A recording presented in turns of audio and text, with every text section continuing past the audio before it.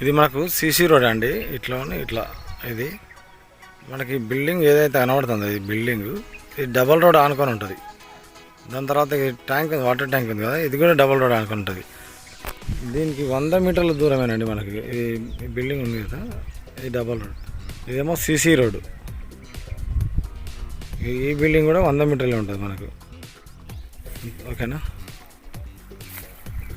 అయితే ఈ మడి వదిలేసి ఫస్ట్ మడి వదిలేసుకొని ఇది గెట్టు అండి. డైరెక్ట్ ఇట్లా గెట్టు.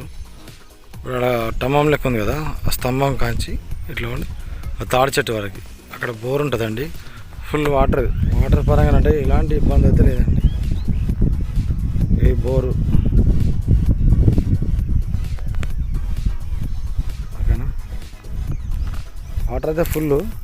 అక్కడి నుంచి మనకి మళ్ళీ ముందుకు అవతల మడి ఉంది కదా, ఈ మడి కాకుండా అవతలి చెట్టు లెక్క పడుతుంది ఇట్లా.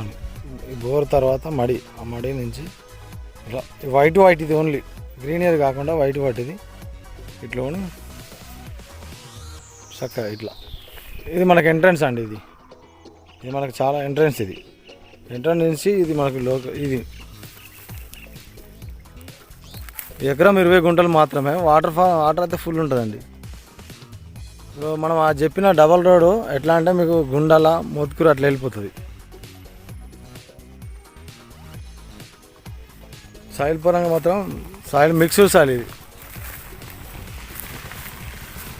2 క్రాప్స్ వస్తాయి, వరి పొలం లేదా 3 వస్తాయి. ఇక్కడ ఒక ఫామ్ హౌస్ చేసుకొని మంచిగా పొలం కావాలి, ప్రశాంతమైన వాతావరణం కావాలనుకుంటే మాత్రం ఇట్లాంటివి ఖచ్చితంగా తీసుకోవాలి మనం.